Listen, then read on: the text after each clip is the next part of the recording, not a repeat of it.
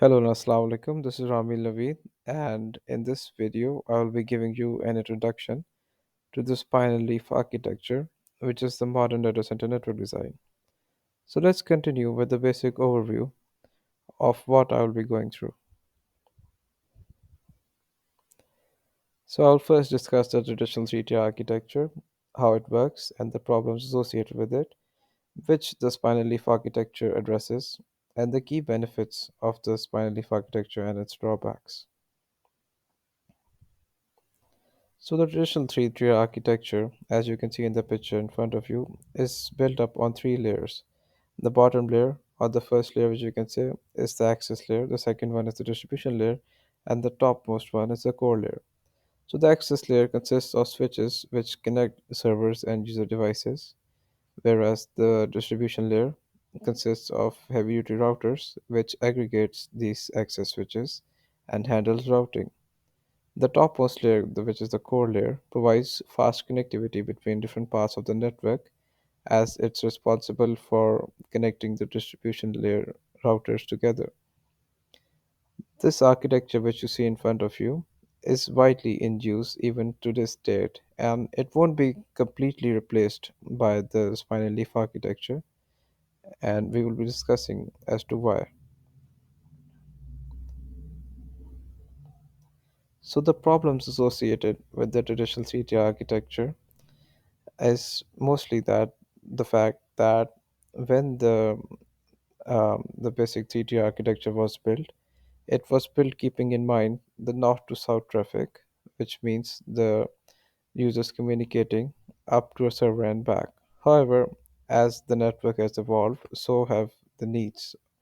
And today, a lot of traffic is east to west, which means communication between servers and virtual machines talking to each other inside the data center. In the 3D setup, this traffic often has to travel up and down multiple layers, which creates bottlenecks and adds latency. And it also doesn't scale very well because adding new switches or links can mean redesigning the network. So, as now you understand most of the problems associated with this traditional 3D architecture and how it's growing obsolete, we will be moving on towards the spinal leaf architecture. So the spinal leaf architecture consists of only two layers, the spine layer, which can also be known as the core layer, and the leaf layer, which acts as both the axis and the distribution layer. This architecture flattens the network into just two layers, and each leaf switch connects to every spine switch, and servers in turn connect with the leaves. This way, traffic between any two servers only takes one spine hop, making latency consistent and predictable as compared to the unpredictability offered by the three-tier architecture in these cases. So, how is the spinal leaf architecture better? First, it's highly scalable. You can simply add more spines or leaves without changing the design.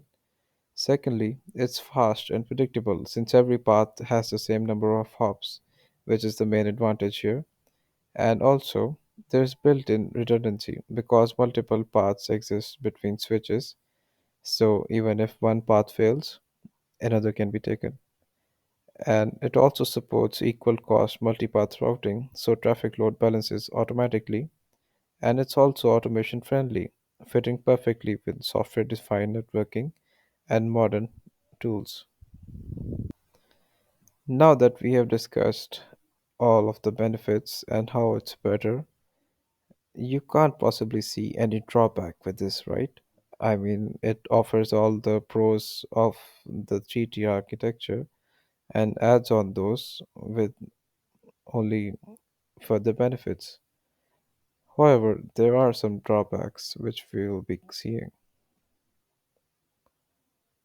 So, the main drawback of this whole thing is, which you may have already noticed, is that spinal leaf architecture requires more switch ports and cabling, resulting in higher costs. It also requires more complex routing setups, And the main thing here is that you have to understand that this spinal leaf architecture was made keeping in mind the requirements of large scale data centers like those of Amazon or Meta, not of small scale ones. So that was what I meant when I said that the traditional 3-tier architecture won't be completely replaced by the spinal leaf architecture because it hasn't been made to completely replace it. It's only been made to replace it in the large data centers, like I have mentioned. So, thank you for watching this video, and I hope that you have understood the spinal leaf architecture.